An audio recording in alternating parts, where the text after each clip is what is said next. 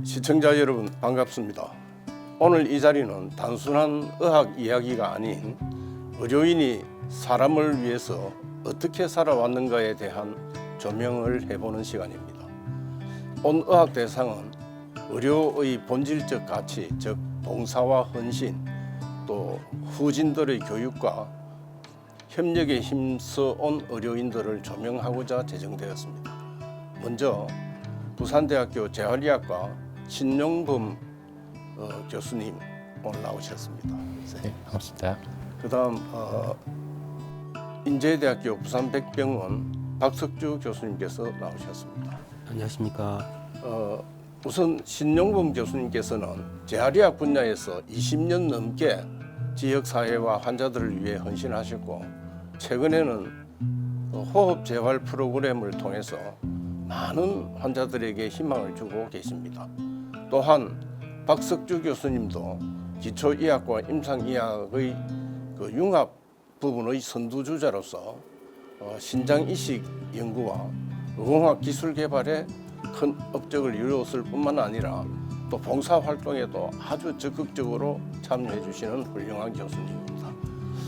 오늘 이 자리를 통해서 두 분의 이야기와 의료 현장에서 어떻게 환자들과 소통하고 연구를 통해 혁신을 이루어가고 있는지 들어보도록 하겠습니다. 그럼 두 교수님을 모시고 오늘 이 방송을 시작하겠습니다. 우선 신용범 교수님 간단하게 인사해 주시죠. 네, 안녕하십니까. 저는 부산대학교 병원 재활의학과에서 근무하고 있는 신용범이라고 합니다. 아까 원장님께서 소개해 주신 대로 한 지금 27년째 부산대학교 병원 재활의학과에서 근무하고 있고요. 주로 보고 있는 환자들은 이제 뇌성마비나 근육병, 루게릭 같은 희귀 난치성 질환들을 많이 진료를 하고 있습니다. 오늘 이 자리에 참여하게 돼서 되게 영광으로 생각하고 원장님께서 질문하시는 부분에 대해서 제 성심껏 대답하도록 하겠습니다. 예, 반갑습니다. 네, 그다음 우리 인제대학교 박석주 교수님께서 소개해 주시죠. 먼저 이런 상을 주셔서 너무 감사하게 생각합니다. 보잘것 없는데 또 불러주셨고 그리고 어떻게 생활하는지 재밌게 이야기를 하자고 해서 그런 이야기들을 좀 할 수 있을 것 같습니다. 그래서 보시고 재밌게 그냥 들어주시면 좋겠습니다. 예, 인제대학교 박석주입니다. 우선 신용범 교수님께 좀 여쭤보겠습니다. 교수님은 지역사회 장애인 시설 순회 진료와 하모니카 호흡 재활 프로그램을 운영하시면서 많은 분들에게 도움이 되셨다고 하는데 재활의학 분야에서 이렇게 사회와 직접적으로 연결되는 활동을 이렇게 해오신 계기가 있습니까? 네. 사실 제가 어떤 봉사단체나 다른 그룹으로 봉사활동을 해본 적은 없는데요. 재활의학과라는 특성상 장애를 갖고 있는 환자분들이나 그런 단체들 그리고 뭐 장애 고아시설이나 이런 부분들에 대해서 저희가 방문해서 진료할 수 있는 기회를 제가 1998년도에 이제 전공의 할 때 이제 제 스승이신 교수님과 함께 방문을 처음 해봤었습니다. 그때 이제 장애 고아 시설을 둘러보면서 이런 환자들에게 좀 제대로 된 진료와 치료를 제공할 수 있는 그런 부분이 필요하겠는데 현재 당시만 해도 사실 부산 경남 지역에는 그런 장애 아들, 특히 뇌병변을 갖고 있는 뇌성마비 장애 아들을 전문적으로 치료하는 어떤 의사들이 거의 전무했기 때문에 그때 이제 제가 전공의로서 그런 시설에 한 달에 한 번 정도 이렇게 진료를 하면서 이 부분에 대해서 한번 제가 진료를 계속하면서 하면 따로 제가 봉사활동을 한다기보다는 제가 진료하는 것만으로도 충분히 사회에 기여를 할 수 있겠다라고 제가 생각을 했었고요. 그래서 그 이후로 이제 아주 규칙적으로 한 달에 한 번을 가지는 못하고 있었지만 그래도 지속적으로 부산 경남 지역에 있는 아이들, 특히 부모가 없는 그런 고아 장애 시설들을 돌면서 그 아이들에 대한 진료를 하고 또 가서 방문했을 때 어떤 치료가 필요한데 치료를 제공받지 못하고 있는 아이들이 되게 많거든요. 그런 아이들을 또 병원으로 데리고 와서 여러 가지 이제 재단이나 이런 데의 도움으로 또 치료를 제공해 줄 수 있는 이제 그런 부분들을 계속 해오고 있고, 또 원장님 말씀하셨듯이 이제 근육병 환아들이 또 생각보다 많은 데 비해서 그 아이들에 대한 치료를 제공하는 기관은 거의 없습니다. 그래서 그 부분도 제가 마찬가지로 재활의학과 전문의를 취득하면서 어떻게 하면은 근육병 아이들에 대해서 조금 더 이런 삶의 질을 증가시키고 보호자분들이 집에서 이 아이들을 케어할 수 있는 그런 가치 있는 진료를 해줄 수 있을까에 대해 고민하다가 호흡에 대해서 조금 더 관심을 가지게 되었고, 그래서 호흡 재활 치료를 근육병 아이들에게 제공하고 있습니다. 이 부분은 이후에 조금 더 추가적인 질문이 있을 거라고 예상되어서 그때 다시 말씀드리겠습니다. 예, 그 사실 우리가 사회 봉사 또 혹은 뭐 거창하게 얘기하자면 인류를 위하여 뭐 이런 얘기들을 하는데, 우리가 우리 옆에 바로 이웃에 또 우리 근처에 있는 사람을 잘 돌보는 게, 그게 바로 커지면 사회를 위하고 또 확산되면 국가를 위하고 확산되면 인류를 위하는 것이기 때문에 저는 항상 그런 생각을 합니다만, 내가 하는 조그만하게 생각되는 일들이지만 훌륭한 일을 하면 그것이 울림이 돼서 인류를 위하고 국가를 위하고 사회를 위한다, 뭐 이렇게 생각을 합니다. 그래서 굉장히 그 좋은 일을 많이 하고 계시는데, 2014년부터 하모니카 호흡 재활 프로그램을 진행하셨다고 되어 있거든요. 그래서 이 하모니카 호흡 재활 프로그램 그러면은 우리가 상당히 좀 생소한 부분이 있습니다, 그죠? 그래서 이런 게 어떻게 근육병 환자들에게 도움이 되고, 또 그런 프로그램을 특별히 하모니카를 가지고 시작하게 된 계기가 있습니까? 네. 네, 제가 2011년도에 이제 미국에 그 연수를 갔었는데요. 이제 호흡재활 관련해서도 이제 임상적으로 좀 배우고자 하는 그런 목표를 가지고 갔었습니다. 근데 물론 이제 거기 있는 근육병을 진료하는 기관은 아니었지만, 성인 그 만성 폐쇄성 호흡 질환 환자들을 대상으로 하는 하모니카 프로그램을 하고 있는 그런 병원에 제가 방문을 하게 되었고, 거기서 연수를 받으면서 이런 하모니카라는 악기 자체가 특별히 그 손이 필요하지도 않고 가볍게 그 목만 좌우로 움직일 수 있다면 심호흡을 통해서 소리를 낼 수 있는 악기이니까 생각보다 근육병으로 인해서 팔다리를 움직일 수 없는 그런 아이들한테서 충분히 호흡 재활의 목표로 우리가 적용할 수 있겠다. 그래서 이제 그 하모니카를 가지고 이 심호흡만으로 그런 호흡 운동을 할 수 있겠다라고 판단을 했었고, 그래서 귀국을 2013년에 했을 때 이제 준비를 했습니다. 근육병, 이제 부산 경남 지역의 근육병 환아들을 이제 제가 많이 보고 있기 때문에 그 환아들을 모아서 매주 토요일마다 저희 그 재활의학과 재활치료실에 방문을 해서 우리 아이들을 대상으로 호흡 운동을 하모니카를 가지고 악기니까 굉장히 재밌게 이런 프로그램을 수업을 하면서 처음에는 이제 아이들이 이 하모니카를 하는 게 어떤 도움이 되나 이런 데 대해서 굉장히 좀 의구심을 가졌고, 보호자들도 마찬가지지만은 이거 매년 하면서 아이들이 호흡도 점점 좋아지고, 또 어떤 아이들은 인공호흡기를 사용하다가 인공호흡기를 사용하는 시간이 줄어드는 그런 아이들도 꽤 많았었거든요. 그래서 이 프로그램을 2014년부터 해서 지금까지 10년 넘게 계속 지속해 오고 있습니다. 그래서 많은 다른 지역에서도 사실은 이걸 하면 제가 좋겠다는 생각을 많이 가지고 있고요.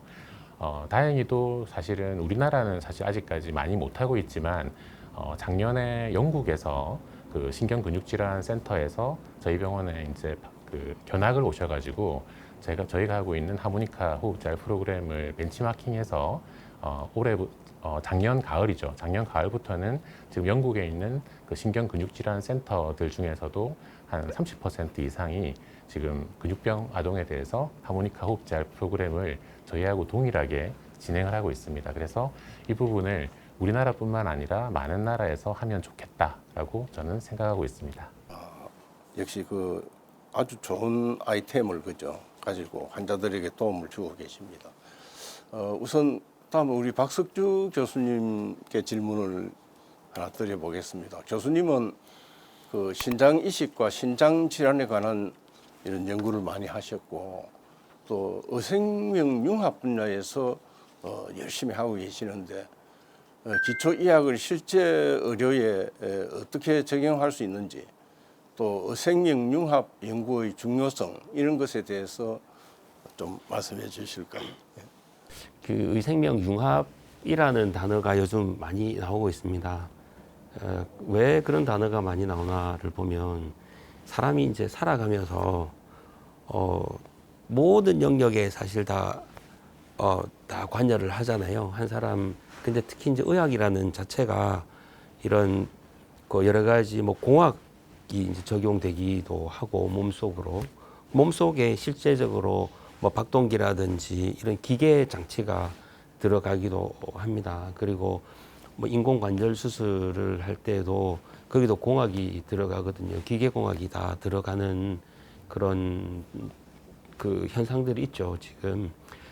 그런데 그래서 이제 그 지금 의술이 계속 그런 그 융합의 형태로 사실은 가고 있고 그런 그 발달이 사실 대학병원을 끼고 발달을 하고 있습니다. 그래서 요즘 우리나라는 특히 보면 이제 전부 의대 쏠림 현상이 있어서 다 똑똑한 사람들이 다 의대로 다 들어온다 이렇게 사실 좀 걱정을 많이 하는 부분들도 있습니다. 또 긍정적으로 생각하면은 그 똑똑한 사람들이 다 이제 또 의학과 의술 그리고 융합 연구를 발달시킬 수 있는 또 기초가 되지 않나 이런 생각도 합니다.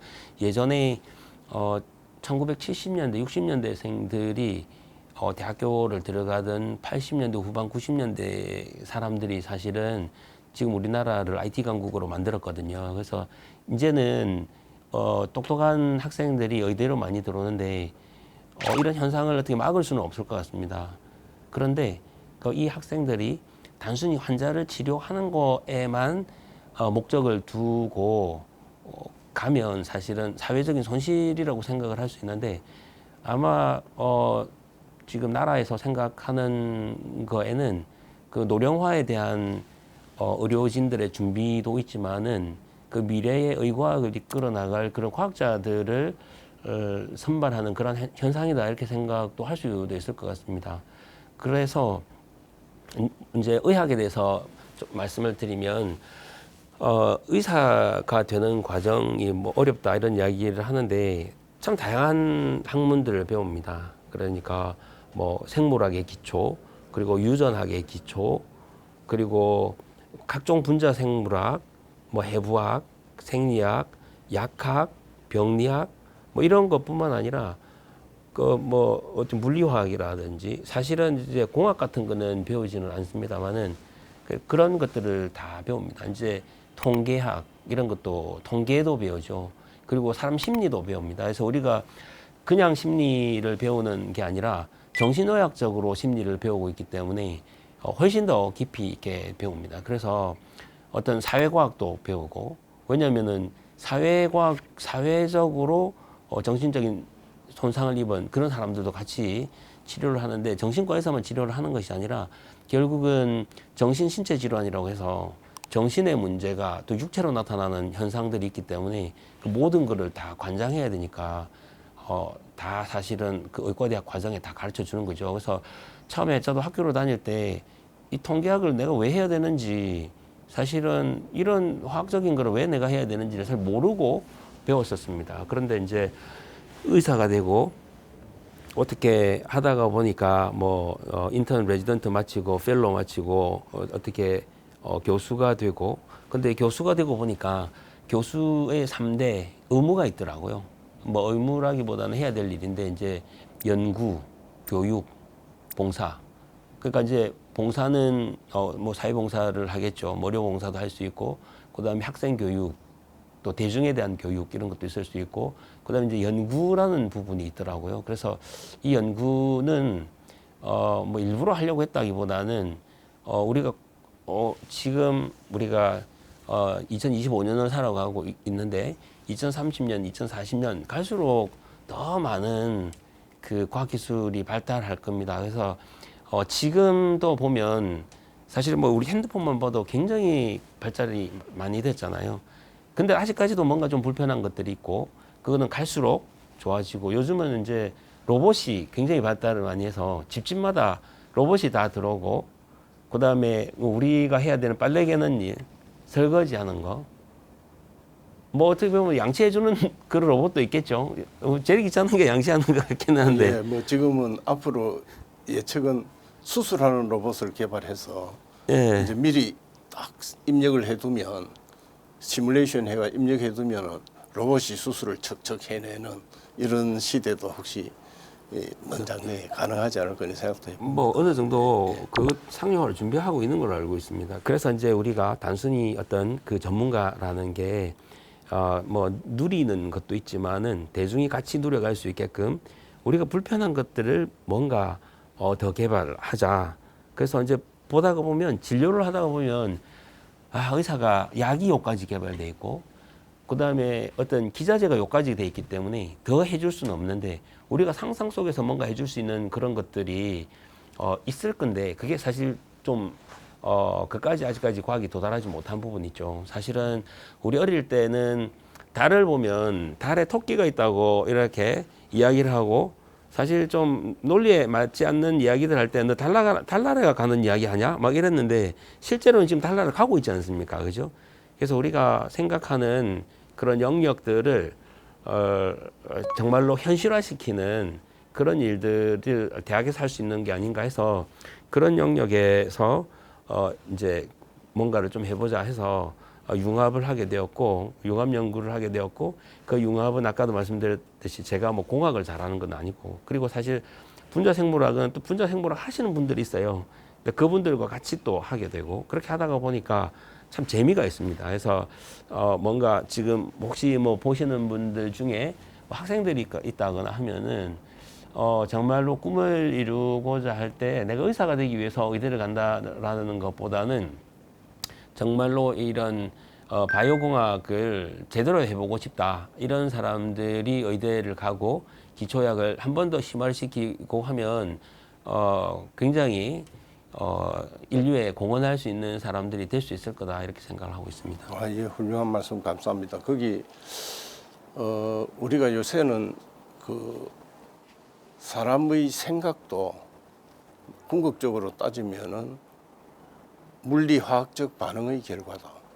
뭐 이렇게 너무 극단적으로 가는지는 모르겠지만은 그러니까 우리가 흔히 말하는 형이상학적 이런 영역과 형이화학적 영역이 그냥 이렇게 교통 서로 이렇게 융합해 버리는 이런 시대에 오는 것 같습니다. 그래서 요새는 정신과 선생님들 제가 글 쓴 거 읽어보니까 조기에 진단해서 정신질환을 빨리 적절한 약물로서 치료를 해야 그 완치는 정신과 질환이 잘 안 된다 할지라도 이제 어느 정도 사회생활이 가능하고 일상적인 생활을 해갈 수 있다. 뭐 이 정도까지 이제 정신 능력까지 이렇게 융합 그죠? 이런 걸 뭐 극단적인 주장이 나오고 있는데 어쨌든 굉장히 그 훌륭한 일을 하십니다. 사실 우리가 수학을 배우고 뭐 여러 가지 통계를 배우고 하지만 이거 어디 있을 건지 잘 몰랐지 않습니까? 연구를 하다 보면 그죠? 미적분도 필요할 때가 있고.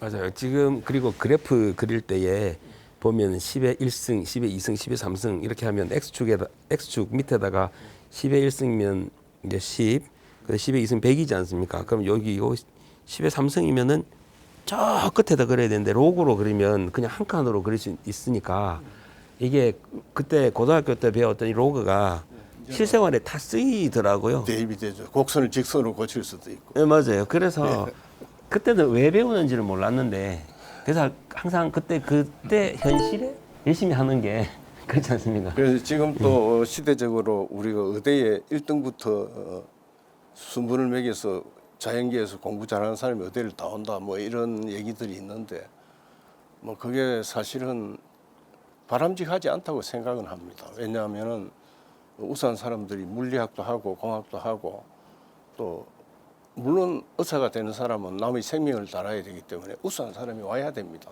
와야 되지만 그렇게 전폭적으로 쏠리면 우리 국가는 누가 끌고 가며 또 앞으로 우리 국가의 장래가 어떻게 되겠느냐 이런 생각도 해야 되기 때문에 뭐 최근에 의사 수를 막 늘리자는 얘기도 있는데 그 마구 늘리는 것보다는 그 적정 수를 유지해야 되는 이유가 거기에도 이유가 있다고 봅니다. 어쨌든 선생님 얘기 잘 들었고요.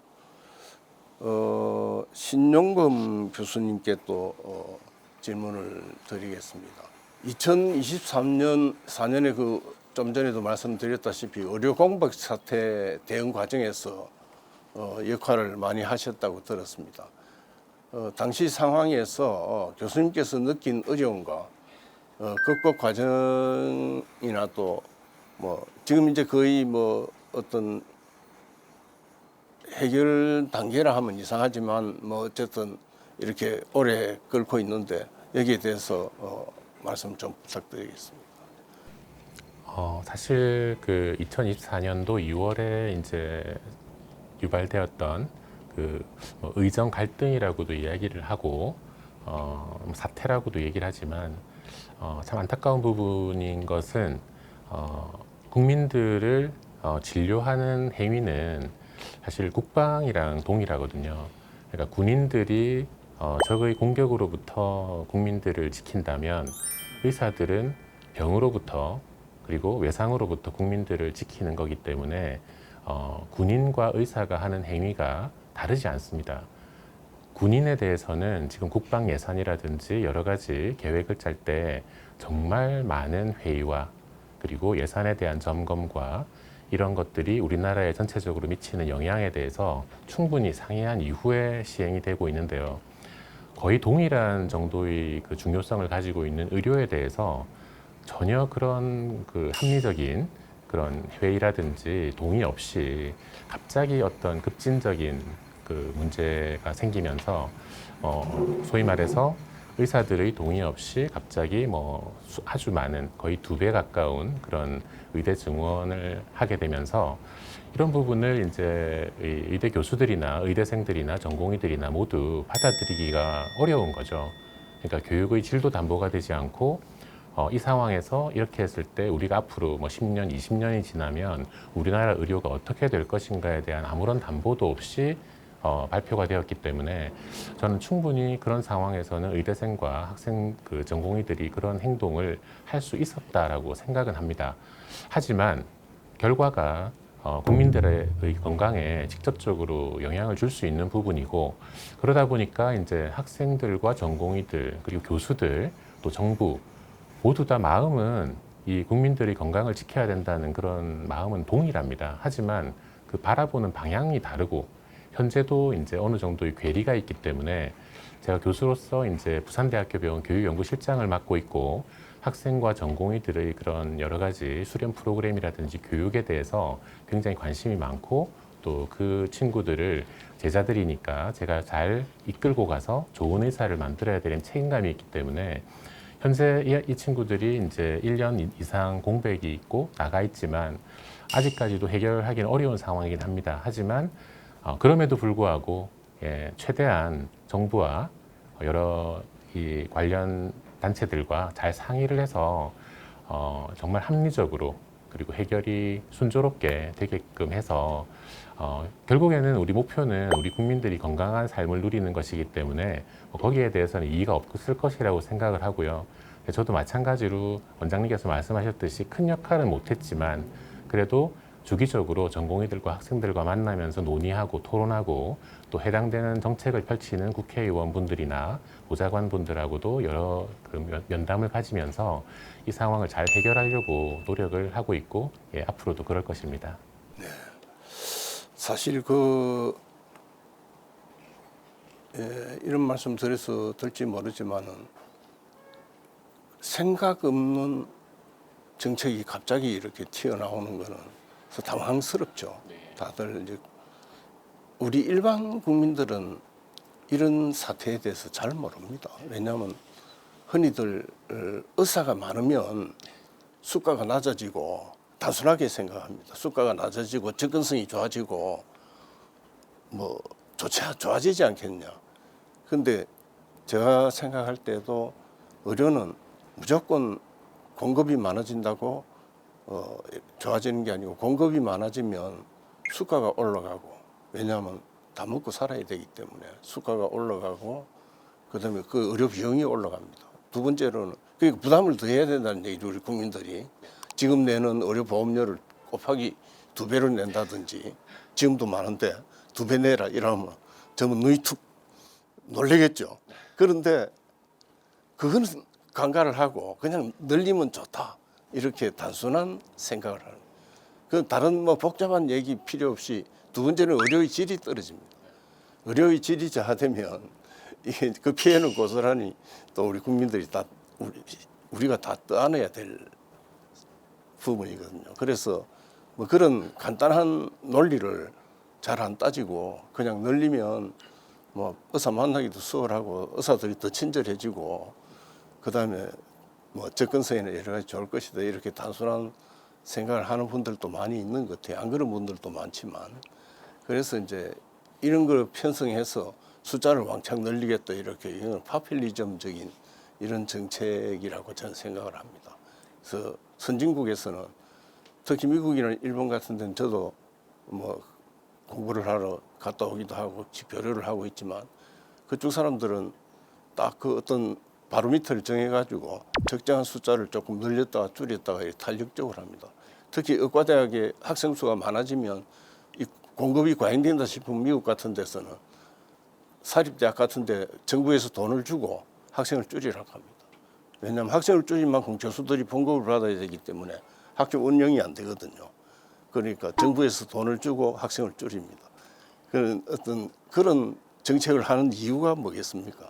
그거는 이렇게 좀 합리적인 이런 국가 경영이나 의료에 대한 이런 경영을 하기 위해서인데 하여튼 특히 그 전공의사대가 빨리 원만하게 또 합리적으로 해결될 수 있기를 그죠 우리가 다 바라는 마음입니다.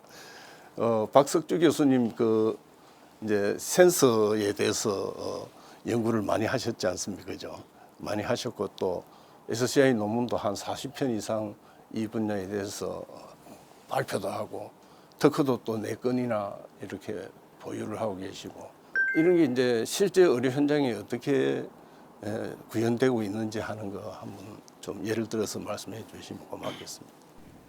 저는 신장내과 의사입니다. 그 내과 전문의를 마치고 신장내과로 길을 선택을 하게 됐는데요.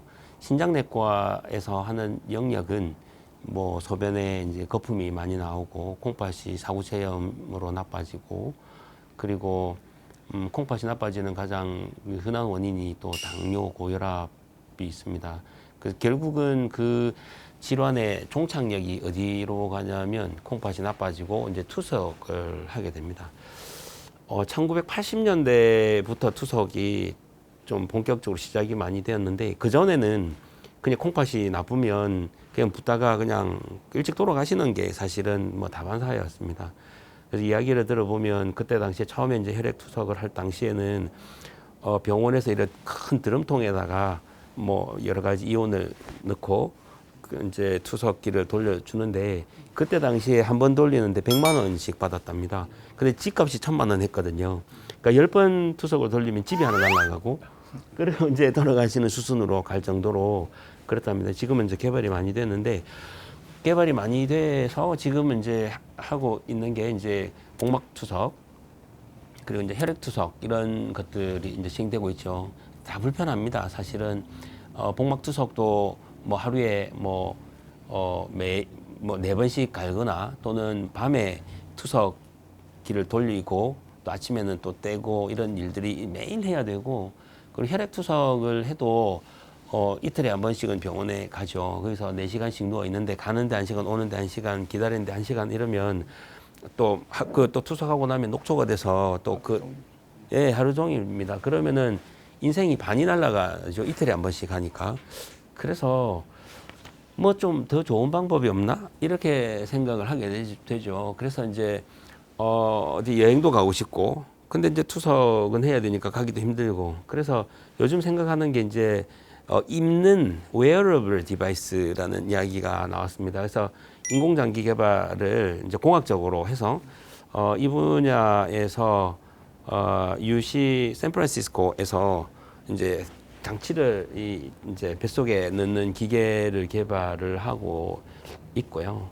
이제 제가 생각했던 거는 복막투석을 이렇게 이제 카트리지를 여기 그냥 차면 한 2주 정도 갈 수 있는 그런 카트리지를 넣어서 2주에 한 번씩 그냥 그것만 갈아주면 그냥 살만하지 않겠습니까? 그래서 그런 개념으로 접근을 해서 삶의 질이 완전히 달라지겠어요. 네, 그러니까 일주일에, 그러니까 한 달에 2번 그것도 그냥 카트리지만 교환해주고 뭐 그런 장치를 개발을 하려고 했습니다. 그래서 그쪽에 이제 흡착제라든지 이제 정화할 수 있는 그런 기술들. 근데 그 안에도 공학이 들어갑니다. 뱃속에 있는 그래도 복막액이 들어가고 순환을 좀 시켜줘야 되고. 그러니까 이제 효율적으로 셀렉티브, 그러니까 선택적으로 또 뺄 수 있는 그런 장치를 좀 개념적으로 이제 개발을 좀 진행을 했었고요.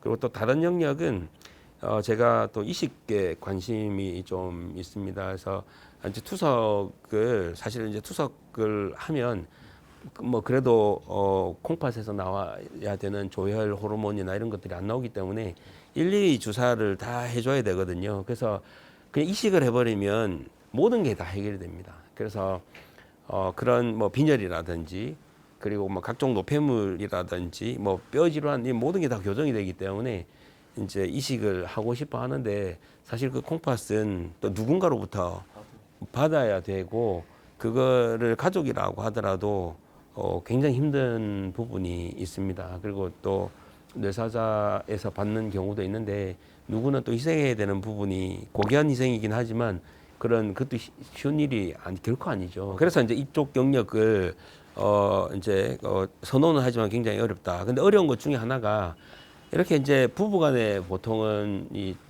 그 콩팥을 이렇게 떼주고 붙이고 합니다. 그런데 대개 뭐 지금은 이제 약이 많이 좋아는 졌습니다만은 아직도 약 자체가 이제 부작용이 있습니다. 이제 뭐 가장 흔한 게 뭐 사구체염으로 이제 콩팥이 안 좋아져서 그래서 이제 당뇨나 뭐 혈압은 없었지만 사구체염으로 나빠진 경우에 콩팥을 받아서 이식을 했는데 그 약 자체가 또 당뇨병을 만드는 그런 부작용이 있습니다. 그래서 그냥 이식을 했는데 당뇨가 생기고 또 당뇨병 때문에 또 나빠지고 그러니까 아직까지 넘어야 될 의학에서는 그거를 이제 unmet needs라고 합니다. 그래서 미충족 의료 수요가 있어서 그런 그 이제 약물을 개발을 하고 있습니다. 그래서 이제 제가 이제 화학을 또 전공을 한 거는 아니지만 화학적 구조를 벤젠의 구조는 어떻고 그 다음에 뭐 탄소는 브랜치가 4개가 나가고 뭐 이런 구조적인 거는 알고 있고 그리고 단백질에 관련된 1차, 2차, 3차 구조에 대한 그것도 옛날에 다 배웠더라고요.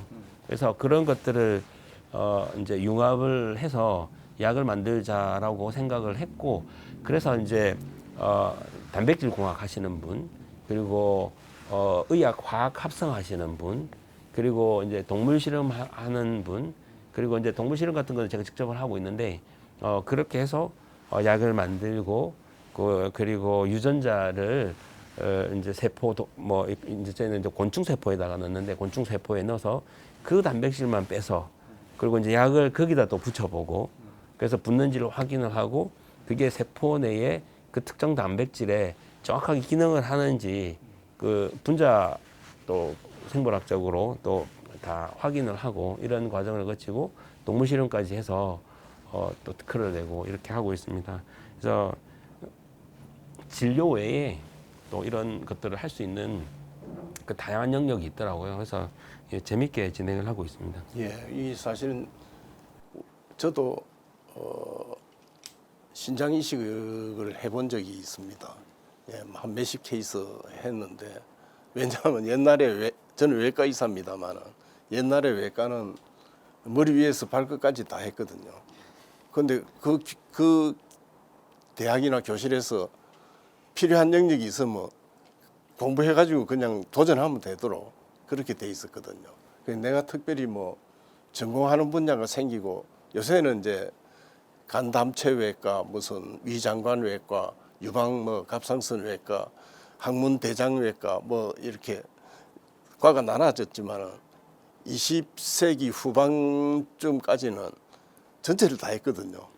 그래서 우리 대학에서 신장이식이 했다가 끊어졌다 이렇게 돼가지고 이제 그 선생님 얘기 중에 여러 가지 역사적인 얘기가 나오는데 저도 거기에 관심이 많아서 신장이식을 했기 때문에 해보면 이제 기술적인 문제는 저도 그 UC 샌디에고에 갔다 왔거든요. 가서 이제 미세 수술 공부를 좀 하고 왔습니다. 이식하고 그래 하고 와가지고 이제 하니까 뭐 혈관을 잇고 뭐 기술적으로 하는 문제는 뭐 간단한데 어떻게 보면 이제 이식 후에 일어나는 여러 가지 거부 반응이라든지 그죠 그 신장염이라든지 이런 걸 극복하는 과정들이 환자들이 힘들더라고요.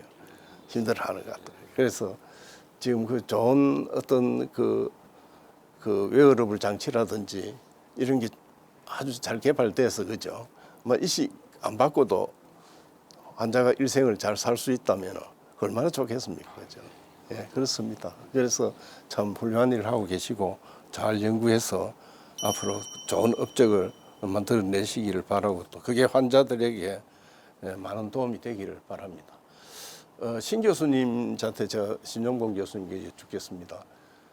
미수가 연구나 소아, 암 및 희귀 질환 지원 사업 등 이런 데 대한 다양한 연구를 진행했다고 들었습니다. 이런 연구들이 실제 환자들에게 뭐 많은 도움이 됐겠죠. 근데 어떻게 도움이 됐는지 설명해 주시겠습니까? 네, 제가 이제 아까 말씀드렸지만 그 뇌성마비라든지 이제 근육병 그다음에 루게릭 이런 좀 희귀 질환 관련돼서 진료를 하고 있고요.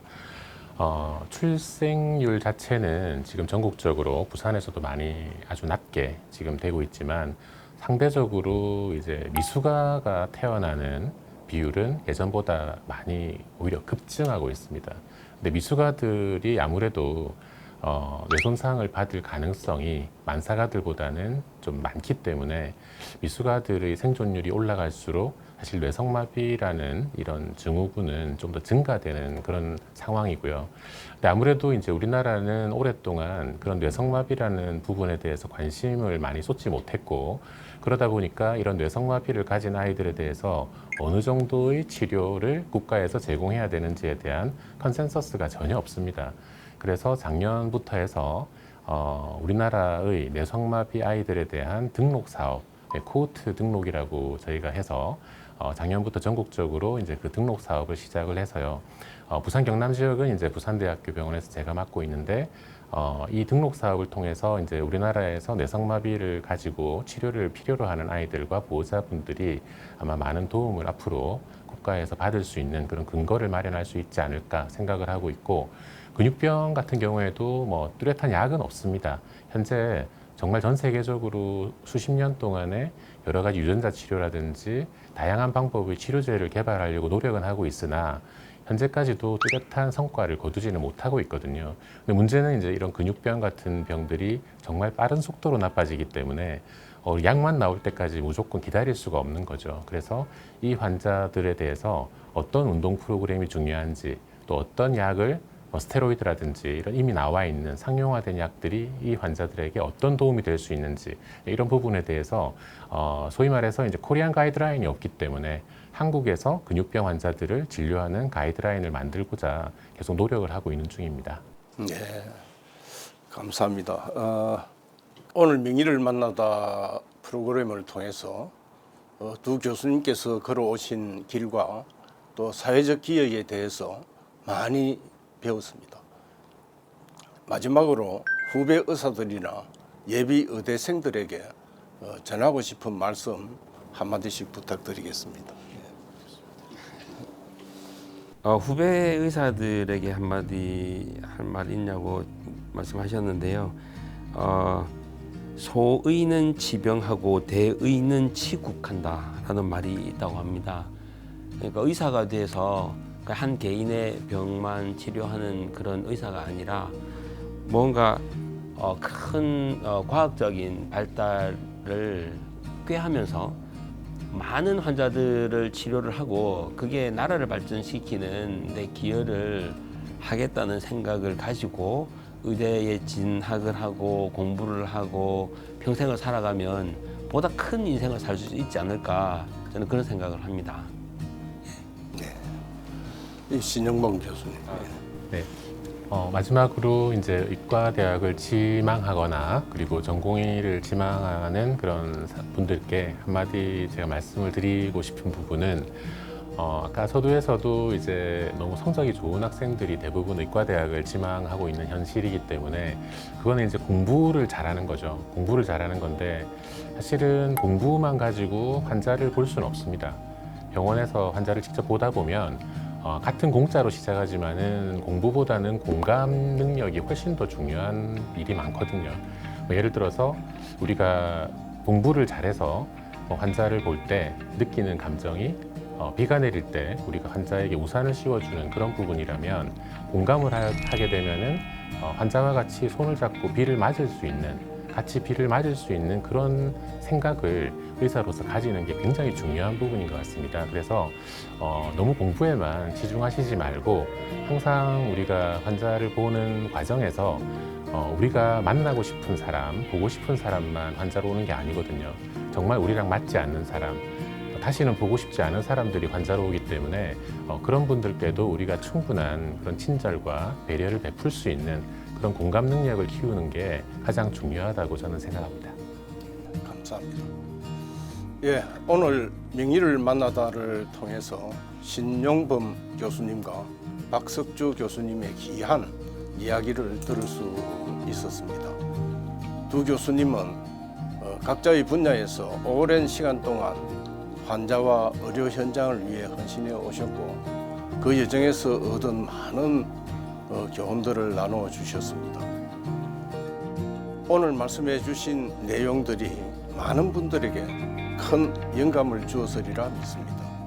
두 교수님의 앞으로의 활약과 더 많은 발전을 응원하고 오늘 인터뷰는 여기서 마무리하겠습니다. 시청해 주신 시청자 여러분 대단히 감사합니다.